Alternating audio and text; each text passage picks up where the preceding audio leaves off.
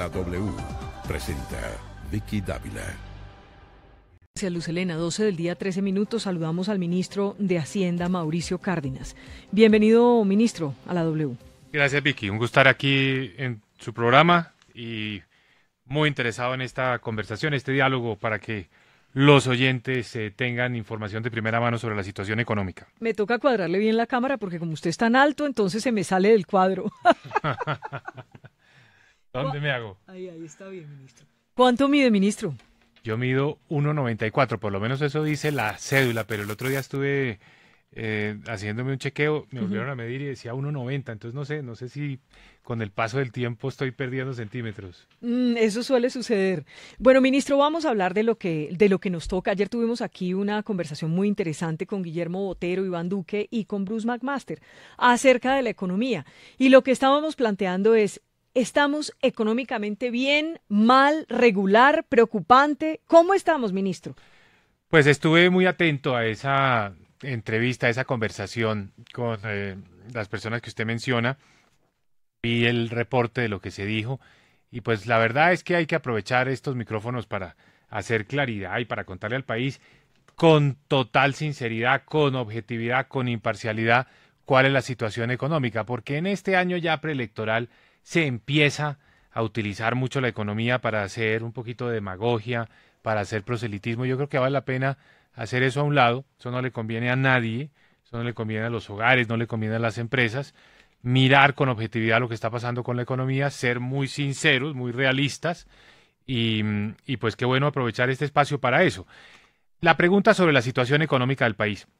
Mire, indiscutiblemente el país tuvo en los últimos 10 años, 15 años, una situación económica muy boyante, asociada a los altos precios del petróleo, asociada también a que había abundancia de flujos de capital, una coyuntura que benefició a América Latina toda. Colombia fue parte de eso, pero desafortunadamente para nosotros terminó ese ciclo. A finales del año 2014 se dio una descolgada enorme en los precios del petróleo, nuestro principal producto de exportación, y a Colombia le pasó simple y sencillamente lo siguiente: perdimos la mitad de nuestras exportaciones. La mitad de nuestras exportaciones. Colombia era un país que exportaba anualmente más de 60.000 millones de dólares y pasó a exportar 30.000 millones de dólares. Es de ese orden de magnitud. Eso solo había pasado 2 veces antes en nuestra historia, en la Guerra de los 1000 días y en la Gran Depresión de los años 30. En esas 2 ocasiones, por supuesto, eso dio origen a una gran crisis, a una recesión, la economía colapsó, la economía tuvo un serio retroceso. Nuestro reto fue administrar una caída a la mitad de las exportaciones, que no tiene nada que ver con el gobierno, no tiene nada que ver con qué partido político está en el gobierno, no tiene nada que ver con eso, es un elemento externo que nos cayó de sopetón, y es que los precios del petróleo se descolgaron abruptamente a finales del año 2014. ¿Y qué hemos hecho? Administrar esa situación de una forma tal que Colombia no tenga una recesión, no tenga una crisis, no haya interrumpido su proceso de avance, de progreso, que hayamos seguido teniendo una economía donde más personas salen todos los años de la pobreza, donde más empleos se generan, donde se siguen haciendo las carreteras, donde los colombianos tienen, los colombianos que tienen condiciones de necesidades siguen recibiendo el apoyo del gobierno, bien sea a través de la educación pública gratuita, a través de los subsidios de familias en acción, a través de Colombia Mayor. El país siguió avanzando, naturalmente, a un menor ritmo. Bueno, déjeme hacerle preguntas. Sí. Bueno, pero usted no me contestó. ¿Para usted se queda con la opción bien, regular, preocupante o mal la economía de Colombia? Mejorando. Pero esa no la tengo aquí. Bien, ¿estamos mejorando? Bien, para las circunstancias que hemos tenido que enfrentar, naturalmente. Pero cuando bien. uno está mejorando es porque estuvo regular o qué. Es que tuvimos un golpe muy fuerte. Pero es preocupante, ministro, porque uno escuchando pues a otros sectores del país lo que dicen es que es preocupante. Escuchábamos ayer a los industriales incluso y dicen que la situación es preocupante y uno escucha al común de la gente y dice, nos preocupa lo que está pasando en el país con la economía.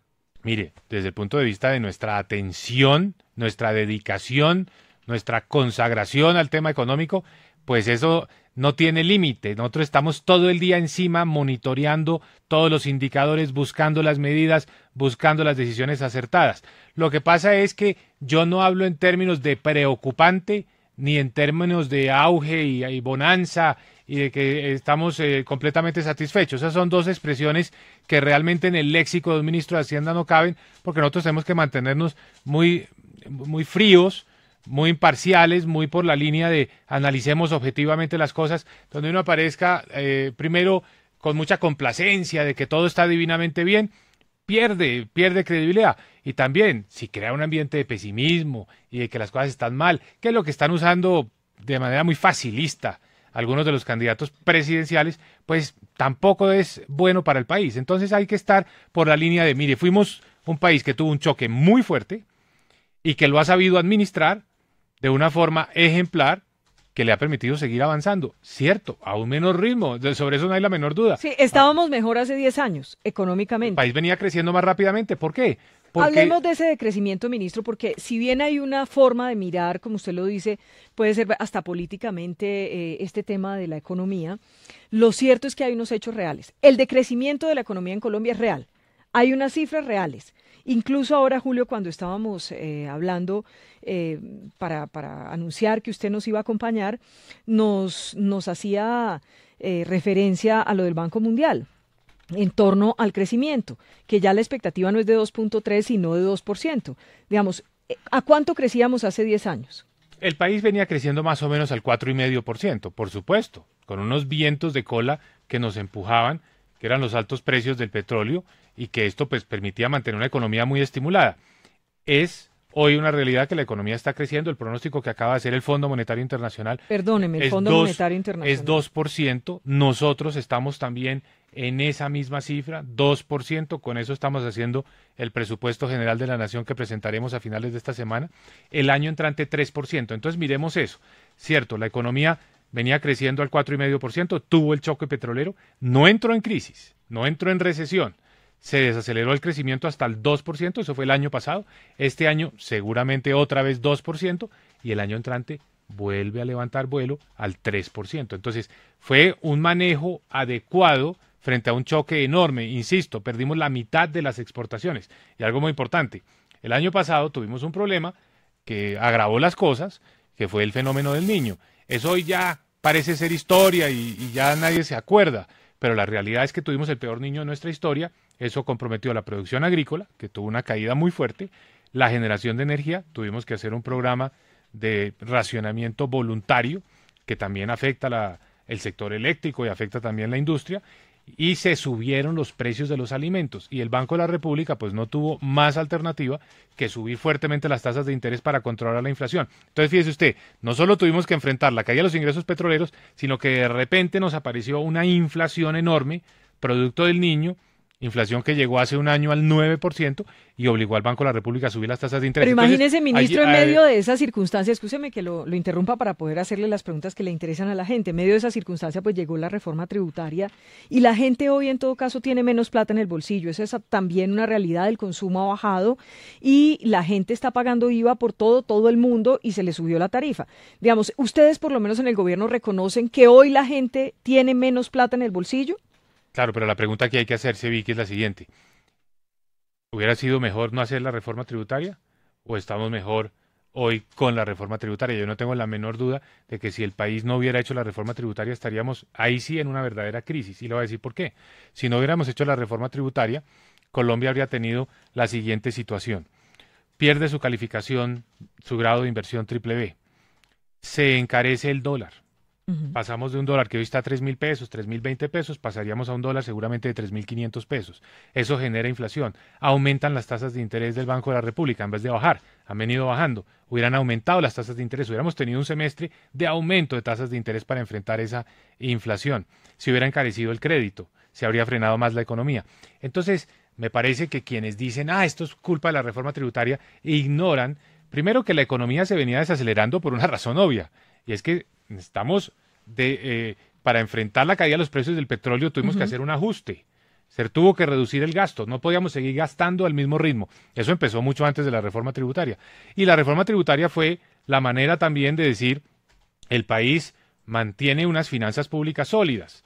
Eso da confianza, eso da seguridad, eso ayuda a la inversión. Entonces, atribuirle ahora a la reforma tributaria los problemas es equivocarse, porque sin la reforma tributaria sí estaríamos en una situación muy difícil. O sea, estaríamos peor. Sin duda alguna, sin la reforma tributaria estaríamos en un escenario de $1 a 3.500 pesos, Banco de la República subiendo tasas de interés, inflación al alza, habríamos perdido la calificación BBB, desconfianza. Pero usted desestímulo. reconózcame que la gente tiene hoy menos plata en el bolsillo en Colombia. Lo que ocurre es que evidentemente el IVA subió, pero hay que decir también aquí lo siguiente, porque se habla y se dice que se aumentó el IVA para todos los productos. Fuimos muy cuidadosos en mantener por fuera del IVA los productos básicos de la canasta familiar, los alimentos, pero ya los unos tenían IVA. No, pero el grueso de los alimentos no tiene, los medicamentos no tienen, pero ministro, los ¿por qué útiles es tan no tienen. difícil reconocer que la gente tiene menos plata en el bolsillo? Es que sin duda alguna el aumento de los impuestos, pues por supuesto, significa una reducción del ingreso disponible de las personas. Pero la pregunta ¿es esa la causa de que la economía esté creciendo menos? No, la economía está creciendo menos por una razón. El año pasado subieron mucho las tasas de interés para enfrentar este problema de la inflación, para frenar el gasto deliberadamente. Esa fue la decisión del Banco de la República, frenar el gasto para que eso ayudara a bajar la inflación y ayudara a corregir otro problema que quizás es un poco técnico, pero es igualmente relevante. Con la caída de las exportaciones, por la disminución del precio del petróleo, se amplió muchísimo el déficit externo, el déficit comercial, es decir, la diferencia entre exportaciones e importaciones. Y ese déficit tan alto también creaba una vulnerabilidad. Entonces era necesario bajar ese déficit externo y una forma de reducir ese déficit fue la devaluación, pero también un menor ritmo de actividad económica. Entonces se corrigió el déficit externo, se corrigió la inflación, estamos ahora con el reto de crecimiento. Si hace un año teníamos 3 problemas, alta inflación, excesivo déficit externo y bajo crecimiento, hoy tenemos un problema a resolver, que es el del crecimiento, que es realmente hoy nuestro foco y nuestra prioridad. Estoy leyendo una columna que saca en Las Dos Orillas Fanny Kersman y quiero leerle solo un trozo. Dice: al ministro Mauricio Cárdenas ya no le creen los mercados internacionales. Todo va en caída. Y usted me dirá si es cierto o no. La construcción, la producción industrial, la venta de cemento y de carros y las importaciones y las exportaciones, mientras el déficit crece. ¿Este párrafo es real o no es real? Pues es que la forma de medir si a uno le creen los mercados internacionales no es a través de opiniones y comentarios, digamos, que son subjetivos, sino temas y realidades cuantificables y medibles. Entonces ¿le gustaría que cogiéramos tema por tema? ¿La construcción está a la baja? No, pues, no? Es que voy a referirme al titular, que ya no le creen los mercados internacionales. Entonces, ¿cómo se traduce si a uno le creen o no los mercados internacionales? Se le traduce en lo siguiente, en la calificación que tiene. Hoy Colombia tiene una calificación BBB. La logró en el año 2013 con el petróleo a $100 y la ha logrado mantener con el petróleo a $50. Mantenemos la calificación BBB, que por cierto es la más alta que hayamos tenido en toda nuestra historia. Nunca antes habíamos tenido una calificación BBB. Para mí eso es confianza de los mercados internacionales. ¿No hay una alerta de Fitch? No, curiosamente, Fitch el año pasado nos había dicho que nos ponía en perspectiva negativa. El año pasado hizo ese anuncio. Este año en abril volvió a la perspectiva estable, es decir, Fitch nos mejoró.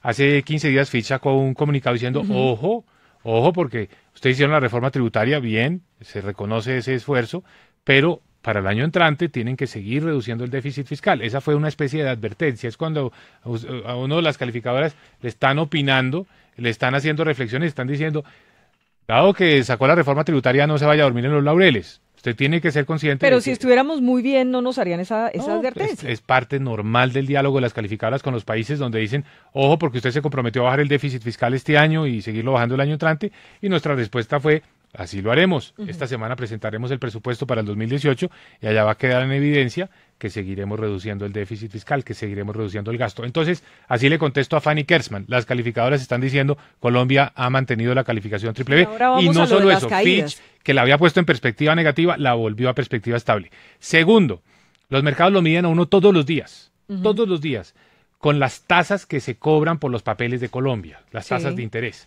Sí. Esas tasas han venido bajando. Tuvimos, al momento que cayó el precio del petróleo, se subieron mucho las tasas que teníamos que pagar por nuestra deuda. Hoy han venido bajando. Y otra cosa, si no hubiera confianza en Colombia, habríamos recibido casi 20.000 millones de dólares de inversión extranjera que está comprando los papeles en nuestro país. Eso es confianza, eso es que piensan que la economía colombiana está bien manejada. Entonces, de nuevo, aquí el proselitismo, todo el mundo, yo soy profundamente respetuoso de los colegas que opinan, que escriben sus columnas, pero también cuando veo que se van y se guían un poco más por las emociones y las pasiones. ¿Iván Duque se pifió ayer en su crítica? Por supuesto, por supuesto. ¿Estaba pifiado? Es que él ya está en un plan de candidato presidencial y está tratando, pues por supuesto, de ganar cierto espacio a punta de unas críticas que, o sea, está pifiado. Que sí, le crean un mal ambiente a la economía y al país. Y en el caso de Botero, por ejemplo, que no es candidato de nada, el doctor Botero, presidente de FENALCO. No, yo no voy a personalizar. O por ejemplo, Bruce McMaster, ¿sabe que a mí me impresionó que los tres coincidían en que estaban preocupados los sectores? No, es que hay que estar atentos, la economía requiere toda nuestra atención y aquí nada de complacencia, nada de que todo está fácil, no, son retos grandes. Y pues por supuesto, bienvenidas las críticas y las opiniones. ¿Qué extrañé yo? La parte propositiva. Bueno, ¿qué ideas adicionales? Las soluciones. ¿Qué es lo que plantean? Porque la queja y la crítica, no, hablemos con objetividad. Hoy tenemos una economía que está en un proceso de recuperación que seguramente llegará al final del año a crecer a una cifra por ahí del 2.6%, lo que yo estimo en el último trimestre de este año, pero pues naturalmente eso no satisface a nadie, todos queremos crecer más, todos queremos ver qué se puede hacer. Entonces yo digo, hagamos propuestas, pero ojo con esto, Vicky, propuestas que al mismo tiempo no nos vayan a descuadrar las cuentas, porque nosotros tenemos pues unas metas muy estrictas de reducción del déficit fiscal y todo el mundo tiene grandes ideas de qué más se puede hacer para estimular la economía, pero ¿con qué recursos? Nosotros tenemos que mantener nuestra regla fiscal. Cárdenas, pero espérese que no hemos terminado con esto. ¿La construcción sí está en caída o no? ¿Cuánto ha caído la construcción? ¿Pregunta? Solo demos cifras. ¿La construcción va en caída, sí o no? A ver, la construcción hay que medirla hay muchas maneras, pero metros cuadrados, sí, licencias de construcción en metros cuadrados han venido disminuyendo, pero también hay que ver ventas de vivienda, unidades que se venden. Entonces, hay segmentos, aquí hay que separar. Hay un segmento que va bien y hay un segmento que va mal. El segmento de vivienda de interés social, que es el que apoya al gobierno, va bien, va con buenas cifras de crecimiento. Las viviendas de más valor, esos segmentos, digamos estratos 4, 5 y 6, han tenido caída. Bueno, la producción industrial. Pero para no quedarnos entonces, ¿qué hace el gobierno? Nosotros no nos quedamos cruzados de brazos. Insisto, aquí no hay complacencia y aquí nadie está diciendo que es que la situación económica no requiere la máxima atención. Claro que sí, hay que estar totalmente atentos. ¿Qué hacemos? Subsidio a la tasa de interés para las familias que quieran comprar vivienda nueva en la clase media. Nosotros manteníamos unos subsidios para la vivienda de interés social, que es la de números redondos, menos de 100 millones de pesos. Para las viviendas de clase media, que van de 100 a 321 millones de pesos, ahora lo que estamos haciendo es un subsidio a la tasa de interés para que quien quiera ir a comprar un apartamento pueda hacerlo con un subsidio del 2,5% sobre la tasa de interés. O sea, si el banco le cobra 10% de tasa de interés, el comprador al final solo paga 7,5%. Pero usted sabe que la gente tiene menos plata, entonces esos alivios pues pueden sonar muy chéveres, pero al final pues la gente tiene menos plata, entonces a veces ni siquiera puede aprovechar esas gangas. Pero venga, pero son decisiones a 15 años. ¿La producción industrial ha bajado o no ha bajado? ¿Eso es una realidad o no es una realidad? Sí, la producción industrial en el mes de mayo cayó 0,6%, en los primeros 5 meses del año ha tenido un comportamiento, digamos, de una caída del 1%. El dato de mayo fue mejor que el dato de abril, es decir, la industria, yo la veo en un proceso de recuperación. Hay sectores que tienen un buen comportamiento, por ejemplo, las bebidas están creciendo muy bien, por ejemplo, sigue creciendo muy bien la industria de la refinación, la industria del sector de procesamiento de alimentos está teniendo aceites, están teniendo un buen crecimiento. Hay otros sectores que no. Le pongo el ejemplo, las confecciones, el calzado, han tenido más bien una caída. Ahí me estaban poniendo, todos los textiles están muy mal. Sí, entonces ahí tenemos que buscar qué medidas, digamos, específicas y puntuales se pueden introducir para ayudarle a esos sectores. Pero en el fondo, detrás de todo el comportamiento de la industria hay un problema, y es el consumo. El consumo se afectó indiscutiblemente por el aumento de las tasas de interés. Entonces, en la medida en que empiecen a bajar las tasas de interés que le cobran a los clientes, los bancos, también el consumo empieza a recuperarse. Hay datos. No, y si bajaran el 4 por mil, ministro, porque ustedes prometieron que iban a bajar el 4 por mil y no No, cumplieron. yo nunca prometí eso. El presidente lo prometió No, en yo no campaña. prometí, yo no prometí. Pero el presidente que lo se eliminara el prometió. 4 por mil, no creo. Claro. ¿No lo cree? Vamos a No. buscarlo en el archivo. Sí, no. Juan Pablo, ayúdeme. 4 por mil El se iba a eliminar. presidente, pues como se debatió tanto este tema, Vicky, la reforma tributaria a final de año pasado, yo me volví a ver con mucho cuidado todas las declaraciones del presidente en la campaña del 2014 Sí. y fue muy prudente porque evidentemente ya se sabía que la situación económica, que en cualquier momento se producía la descolgada de los precios de los productos básicos y que eso nos iba a afectar, el presidente fue muy prudente. De hecho, en alguno de los debates le preguntaron de frente que si decía que no iba a haber una reforma tributaria, dijo, no, yo no me puedo comprometer a eso porque Él en el posible que se 2010 necesite. prometió que no se iban a subir las tarifas. Sí, ¿cierto? y esa, para las circunstancias de ese momento, fue válido. Pero en el 2014, cuando le hacen la pregunta otra vez, el presidente fue muy claro y decir, no, yo no me puedo comprometer a que no haya reforma Pero sí tributaria. se comprometieron a bajar el 4 por mil, a desaparecer el 4 y es por más, mil. le cuento sobre el 4 por mil, que ha habido Mira tanto debate. el titular ministro de Vanguardia, que lo estoy encontrando aquí, el 24 de agosto de 2014, dice, el 4 por mil no se desmonta, pero no será eterno. Bueno. Dice el presidente Juan Manuel Santos. Y si Dice, va a el ser cuestionado eterno, impuesto eso es- del 4 por mil que nació Todos como los un gran impuestos se temporal, vuelven Eso eternos. sigue parece siendo, que eso seguirá sigue siendo teniendo válido. larga vida. Eso sigue siendo válido. Pero mire, más allá del tema de qué se dijo, no se dijo, la comisión de expertos que convocó el gobierno en su momento para hacer propuestas en materia tributaria, que fue las que llevamos a la reforma en diciembre del año pasado, dijo claramente que no se podía desmontar el 4 por mil. Digo, es deseable en algún momento, pero por ahora no se puede desmontar. Eso dijeron los expertos y eso fue lo que hizo el gobierno. En todo caso, el consumo, ¿usted lo ve afectado por el aumento en el IVA o lo ve afectado por el tema de las tasas de interés? ¿No es más una cuestión Mire, por el IVA? Vicky, estamos dando vueltas sobre este tema del IVA. Sí. Yo no le puedo negar que el aumento del IVA es Es que algo... usted no me ha querido reconocer No, que la no, gente no, tiene es que- menos plata en el no, pues, bolsillo. obviamente el IVA lo tenemos que pagar todos los colombianos y nos cuesta, no hay duda. Pero atribuirle al IVA la situación económica de que se haya desacelerado el consumo, de que la situación de la industria... No, el consumo y la industria, por cierto, se venían desacelerando desde hace ya bastante tiempo, producto de las decisiones deliberadas. Eso no fue que hubiera ocurrido por casualidad, eso fue deliberado con el aumento de las tasas de interés. ¿Para qué subió el Banco de las Tasas de Interés? El Banco de la República, para enfriar la economía. Eso fue un objetivo deliberado porque al enfriar la economía bajaba la inflación y bajaban las importaciones y con eso se corregía el déficit externo. Entonces fue deliberado. Si no se hubiera hecho la reforma tributaria, déjeme insistir, la situación económica no sería mejor, sería peor. Eso es lo que hay que hacer. Ministro, esa es la pedagogía que hay que hacer. Una pregunta, la gente sabe que usted es el ministro de Hacienda. Cuando va por la calle, la gente le dice cosas. Porque la gente vive muy brava con el tema económico. O sea, ser ministro de Hacienda no es fácil porque No es- a la gente no le gusta pagar impuestos, es natural. En lugar de que le saquen plata del bolsillo, pues es preferible que le echen a uno plata al bolsillo. Y ciertamente, sobre todo este segundo gobierno de Juan Manuel Santos, pues ha sido duro para los contribuyentes, ha sido duro para los colombianos en materia económica, por las circunstancias que sean. No le dicen cosas en la calle, ¿qué reclamos le hacen? Mire, hablemos de ese tema más personal y me parece que eso le da un tono a esta conversación también más familiar.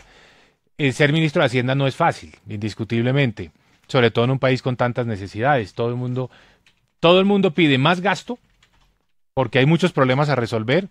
Hay muchas necesidades en todo el país, en cada municipio. Hay que terminar el acueducto, hay que hacer las vías, hay que mejorar las aulas. Todo el país tiene grandes necesidades que uno quisiera poder ayudar a resolver más rápidamente. Por otro lado, los impuestos son totalmente antipáticos. Nadie quiere pagar impuestos, es algo que pues no es algo que fluya fácilmente. Entonces, pues naturalmente un ministro que tiene que frenar el gasto y tuvo que sacar adelante reformas tributarias, un ministro que tiene que enfrentar un entorno complejo, pero es parte del trabajo. Y en medio de tantos escándalos de Y corrupción, un porque país la tan gente le da polarizado. mucha rabia que se roben la plata y que le sigan cobrando impuestos a los decentes. Es un país polarizado, ahora si quiere hablamos de ese otro tema, pero entonces, para ir a la pregunta suya, Sí. la inmensa mayoría de la gente entiende ese trabajo, lo reconoce, sabe el esfuerzo, sabe la dedicación. Por supuesto, hay ocasiones, hay momentos, sobre todo los tengo asociados, si usted me está haciendo una pregunta Sí. más en el terreno personal, los tengo asociados a la venta de Isagen. Sí recuerdo entrar a un restaurante un día con mis hijas y una persona que estaba allí muy agresiva con el tema de Isagen, en términos pues bastante groseros y despectivos. Por supuesto uno tiene que explicarle a los hijos O sea, le decía vulgaridades. que es parte del proceso de un trabajo político como el mío. Y yo le quiero decir, ya que tocamos el tema de Isagen, mire, si no hubiéramos vendido a Isagen, el año pasado entraron 3.300 millones de dólares. No tendríamos el financiamiento necesario para las 4G, para el cierre financiero de las 4G. Si no hubieran entrado esos 3.300 millones de dólares, la situación económica el año pasado habría sido muy difícil. El dólar también se habría subido más, la inflación se habría subido más. Y le quiero decir, lo más importante de todo, ni un solo peso de la venta de Isagen, ni un solo peso entró a financiar el gasto del gobierno nacional, el presupuesto general de la nación. Y tanta crítica que yo de la oposición, las privatizaciones en el pasado, todas, sin excepción, ingresaban al presupuesto general de la nación, a la tesorería del Ministerio de Hacienda, para de ahí financiar el gasto público corriente, es decir, la nómina. Nosotros no, ni un solo peso, todo se fue a la Financiera de Desarrollo Nacional para apalancar el financiamiento de las 4G, para que tengamos con qué sacar adelante ese programa de infraestructura, que es el más importante programa de infraestructura que existe hoy en América Latina. Es el modelo, es el ejemplo. Entonces, yo digo, tampoco aquí complacencia, tenemos unos retos, los cierres financieros de los proyectos. Ayer precisamente estuve reunido con el presidente de la financiera. Pero usted me pega una cosa con la otra, usted me estaba hablando del restaurante, no nos va a decir qué le dijo el señor en el restaurante específicamente. No me acuerdo. ¿Sabe qué? Yo tengo una virtud, entre miles de defectos. Se hace el sordo. Tengo una virtud, todo lo malo se me olvida. Todos los ataques, todas las cosas desagradables se me olvidan. Eso creo que es una forma de somatizar. ¿Y usted qué hizo? ¿Qué hizo cuando el señor lo insultó? No, sobre todo lo más importante es explicarle uno. Yo tengo hijas pequeñas. ¿Pero usted le dijo algo al señor o se hizo el loco y se fue? Contesto, pues yo no soy de ponerme a pelear. No, tampoco técnicamente, porque no soy un nerdo, pero sí le digo, mire, el tiempo nos dará la razón, como efectivamente está ocurriendo. ¿Usted cree que el tiempo les está dando la razón? Sin duda alguna. O sea, es que, mire, el manejo que ha hecho Colombia de una situación muy difícil. Yo sé que hoy entonces hablar de que es que teníamos el petróleo a 100 y hoy está a 50, que tuvimos que atravesar el Niño, todo eso parece ya historia patria. Pero la forma como Colombia lo ha hecho, ¿de dónde se apoya uno? Mire, cuando el ambiente político aquí está tan polarizado, y usted es consciente de eso porque usted lo vive todos los días, ¿no? Empieza a haber como una neblina aquí entre nosotros, que no deja ver las cosas con objetividad. Se tiene que mirar con cierta distancia y ver, bueno, qué está pasando en Colombia y separarse un poquito de toda esta polarización. ¿Pero usted no cree que a ustedes también les pasa lo mismo, lo de la neblina? A veces el gobierno es tan optimista que no ve la realidad clara. Eso sí, yo creo que el peor error que uno puede cometer es no escuchar a la crítica. A eso sí lo tengo clarísimo. Yo escucho, yo le pongo mucha atención a todo lo que dicen los detractores. ¿A qué economista usted le para bolas? Que usted dice, este tipo tiene razón. A muchos, a casi todos. Pero deme un nombre. No, venga, le digo. Una cosa que yo hago regularmente como disciplina es... Pero déjeme, le termino lo de la neblina, porque es que si no, usted también salta. Pero acépteme que ustedes también se dejan llevar por la neblina. Cuando lo miran a uno del exterior, que la gente puede aislar todo esto del ruido, digamos, del momento, las miradas del exterior sobre lo que ha hecho Colombia, sobre el manejo que ha hecho Colombia, no solo en lo económico, metamos ahí también el tema de la paz, metamos también los avances sociales. Las evaluaciones son muy positivas, porque ¿qué interés tendrían los evaluadores extranjeros? Y pongamos el caso mío, el Fondo Monetario, el Banco Mundial, el BID, las agencias calificadoras, los inversionistas, en decir cosas que no consideran y no ven con sinceridad. O sea, y hablan positivamente y saben que Colombia ha hecho un esfuerzo. Pero volvamos al tema ya dejando el tema de la neblina. ¿Qué economistas consulto? Sí, un nombre, deme nombres. Mire, yo me leo todos los columnistas. No me eche un cuento, deme nombres. Que usted dice, estos tipos son serios, les creo. Mire,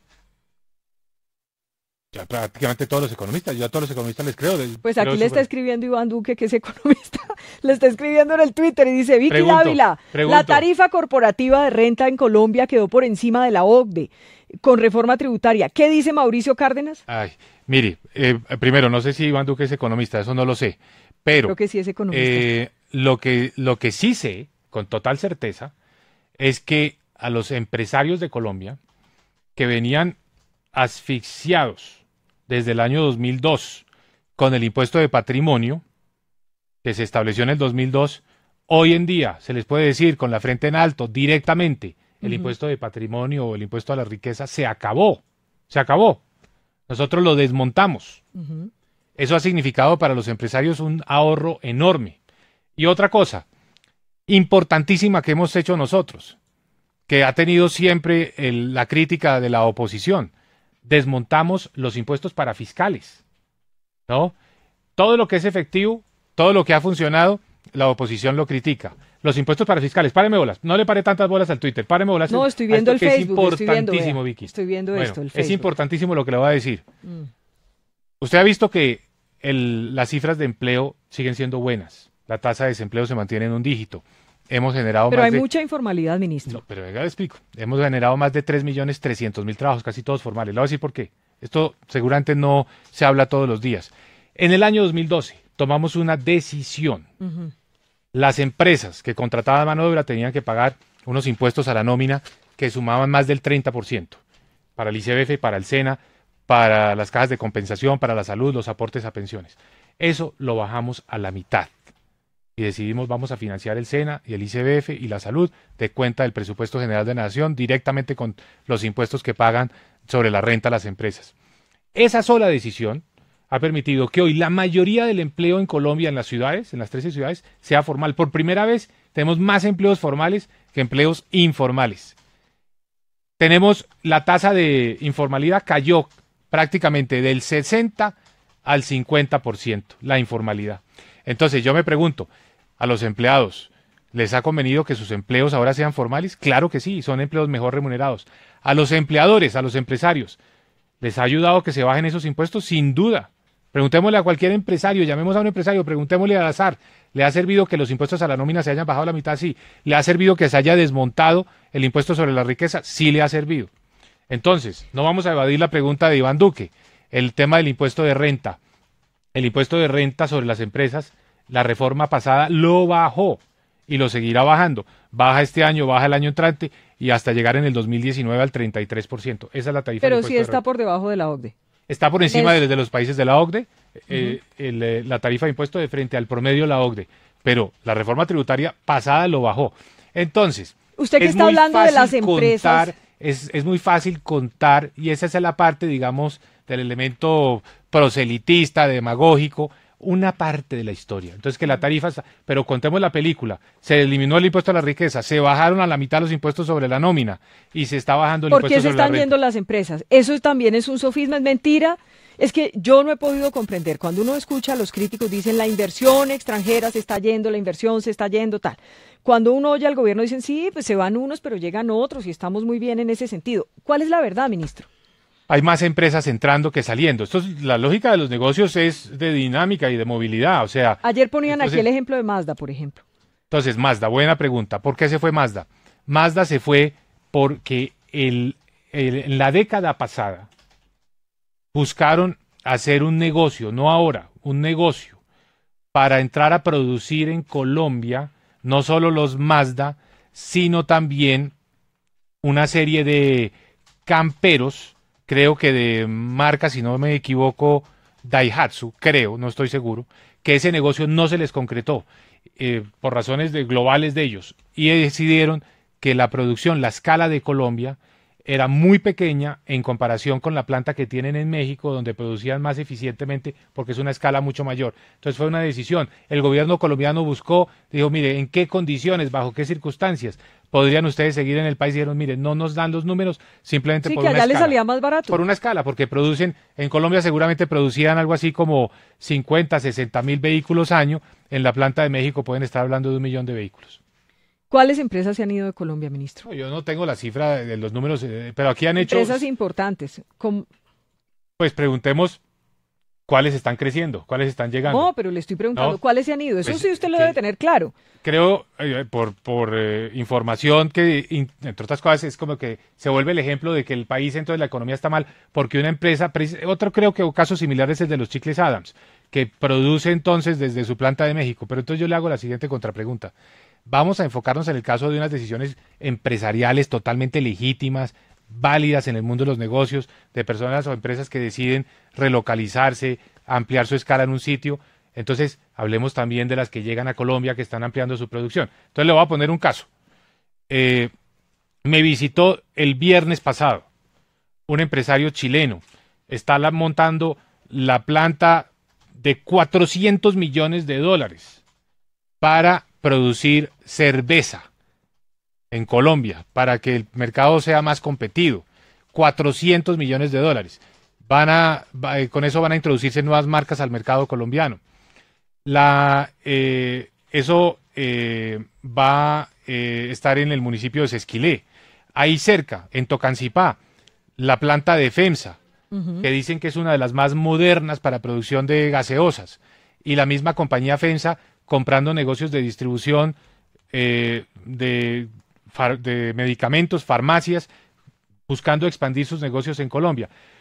Hace menos de 2 semanas estuvimos con el presidente en la reunión de empresarios más importante que se hace en los Estados Unidos, conversando con los grandes inversionistas, donde todos ven a Colombia con optimismo, todos diciendo las decisiones que hemos tomado en Colombia han sido maravillosas. Es un país en el que creemos, es un país que sabemos que está bien manejado, es un país que tiene una apuesta a futuro, no por el presente, sino por lo que es nuestra historia, por lo que se hace ahora, por lo que será el manejo de nuestro país hacia adelante. Entonces, ¿cuál es el objetivo de decir se fue una empresa de Colombia porque decidió relocalizarse en México y que entonces eso es la señal de que estamos en una debacle económica? No, no estamos en ninguna debacle económica. Estamos en un ajuste que ha sido duro, que ha sido difícil, pero que ha sido necesarísimo y sobre todo bien manejado. Las críticas son injustas, ministro. ¿Sienten ustedes a veces que les ha tocado administrar, digamos, una época, entre comillas, de pobreza, de no tanta abundancia, y sienten que los críticos son injustos con ustedes? No, en esto de la política no hay nada justo ni injusto. Hay realidades, hay momentos, hay circunstancias, hay elecciones el próximo año, hay un debate, hay una discusión. Entonces uno siempre tiene que estar con tranquilidad y con ecuanimidad, defendiendo sus puntos de vista, separando un poco lo que es ruido, lo que es proselitismo, demagogia, de lo que es la realidad. En la realidad, por supuesto, hay espacio para la crítica y para tomar medidas. Por eso yo le decía, extrañé de la conversación de ayer la parte propositiva. Bueno, ¿qué más? ¿Qué medidas adicionales? ¿Qué otras decisiones? Ellos, por ejemplo, coincidieron todos en que había que quitarle las trabas a los empresarios, que los empresarios, que son los que generan trabajo, se enriquecen, por supuesto, pero también generan trabajo a las personas que no tienen dinero, que son empleados, y decían, tienen muchas trabas, es como si se empeñaran en que todo fuera más difícil. Este gobierno se ha equivocado en eso. A ver, este gobierno lo que ha buscado es reducir trámites, pero uno tiene que estar completamente abierto a recibir sugerencias de cuál traba, cuál requisito, cuál regulación, dónde hay que simplificar las cosas. Bienvenidas las sugerencias en esa materia, dónde podemos facilitar todo. Por ejemplo, hay un tema que a mí personalmente hoy me tiene muy preocupado, son las consultas. Sí. Las consultas sobre la actividad minera, sobre la actividad petrolera. Creo que en eso el país está cometiendo un error con esas consultas, que puede ser incluso un consejo municipal en cualquier lugar del país. Lo vimos recientemente en Jericó, Antioquia, el consejo municipal en una decisión prohibir la actividad minera, o consultas que pues que se toman en el nivel, o decisiones que toman en el nivel local, pero que afectan los intereses de nuestro país como un todo. Priman, digamos, los intereses de un grupo sobre los intereses de la sociedad. No eso tenemos que corregirlo, y para eso estamos introduciendo un proyecto de ley que permita que ese proceso de discusión sobre los proyectos que cumplan con los estándares ambientales, con los estándares laborales, con los estándares sociales, pues no se puedan frenar por decisiones de unas minorías frente a los intereses de las mayorías. Yo lo único que le digo es que empresario con el que uno se reúne en privado le dice, no, esto está difícil, está duro, la carga tributaria es muy dura. Todos los empresarios. Esto yo no sé si se lo dicen a usted con tanta confianza, pero a uno se le queja mucho, y si uno va a niveles más abajo, pues la gente siente que no le alcanza la plata como le alcanzaba antes. Esa es una realidad. Pero no quiero, Jairo, que dejemos pasar el tema de la paz. Ministro, porque ¿cuánto nos dijeron que iba a crecer con la firma del acuerdo? ¿Cuánto iba a crecer la economía? ¿Cuándo va a empezar a crecer? Ministro, y quiero preguntárselo como el común de la gente.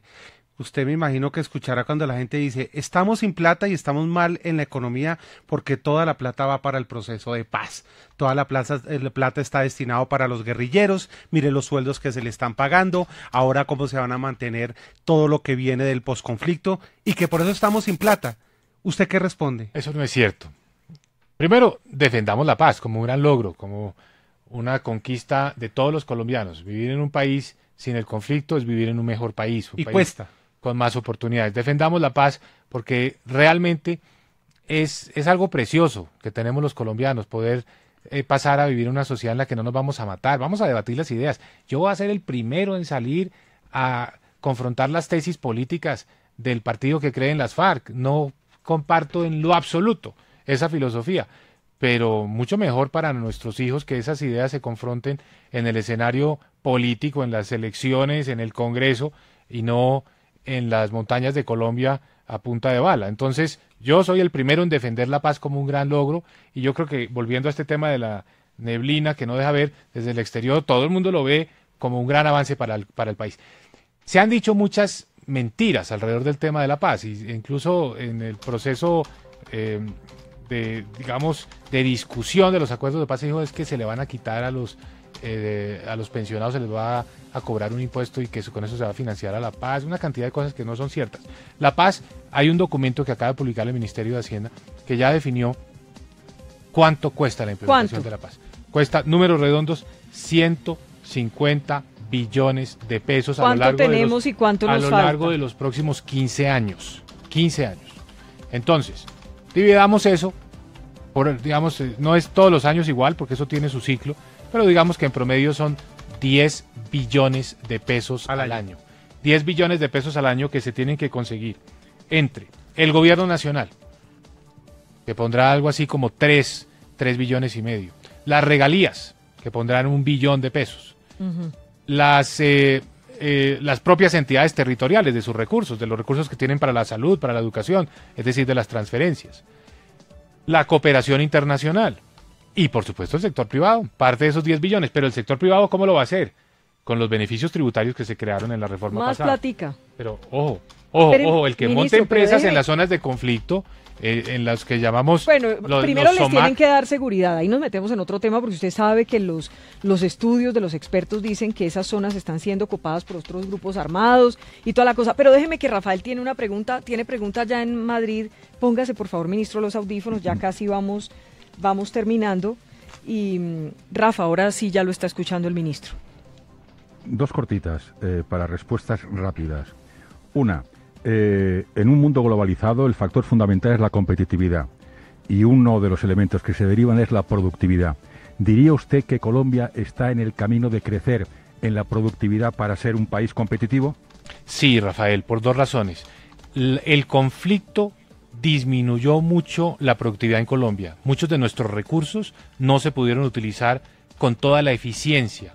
Tuvimos que desviarlos, destinarlos a la seguridad, a protegernos, o simplemente no podíamos acceder a ellos porque el conflicto no nos permitía llegar a ciertas zonas del país. Entonces, el conflicto, la finalización del conflicto tiene un efecto positivo sobre la productividad. Y un segundo elemento, el aumento de la infraestructura de transporte en Colombia. Ese había sido otro de los grandes impedimentos a la productividad en el país. La construcción de las autopistas de las 4G nos va a ayudar enormemente a mejorar la productividad. Ayer el abogado Iván Duque insistía... ¿No es economista, Rafael? No, que yo sepa, no. Okay. Me parece que es abogado. Muy bien. Insistía en que el gobierno no había creado un fondo anticíclico en momentos de bonanza. ¿En alguna ocasión Colombia tuvo un fondo anticíclico en tiempos de bonanza? Le preciso, sí tenemos un fondo anticíclico que precisamente, y me parece curioso que Iván Duque lo haya criticado, que exigió obligatoriamente por una norma de rango constitucional ahorrar el 20% de las regalías. Ese ahorro es el que nos ha permitido en estos años de vacas flacas mantener un volumen de inversión con las regalías relativamente estable. El senador Iván Duque criticó que ese ahorro lo hubiéramos tenido en el exterior en dólares. Y yo siempre le expliqué, es mejor tenerlo en dólares, porque el día que lo necesitemos va a ser el día que caigan los precios del petróleo, y ese día el dólar va a estar más alto. Y eso fue exactamente lo que ocurrió. Hubiéramos cometido un grave error si hubiéramos seguido la recomendación de Iván Duque de tener esos ahorros en pesos. Lo Ahora, veo muy preocupado por lo que dice Iván Duque. Ya me toca terminar el programa. No, estoy Ministro. simplemente diciendo, es que él ayer dijo que no se había ahorrado. Yo defendí la tesis de que había que ahorrar el 20% de las regalías en dólares, que ha sido fundamental, ha sido la salvación para los receptores de las regalías, que realmente no han tenido que ver las consecuencias de la caída del precio del petróleo. Ministro, ya para terminar, ¿cuánta plata tiene en el bolsillo? Muéstreme qué tiene en el bolsillo. A ver. Nada, no traje No la billetera. carga nada. Eso quiere decir que usted Salí también anda pelado. Salí corriendo a la oficina y dejé la billetera allá. Usted anda como los colombianos pelados. Ando siempre al centavo, ando al centavo. Mil gracias, Al ministro, día a por estar día. con nosotros en la W. Gracias a ustedes. Otro día hablamos de política. Hablamos de política. Me comprometía que no le iba a preguntar, pero ¿va a ser candidato? No, ya no. No, ya estamos Ah. dedicados a que la economía repunte. Uy, ojalá.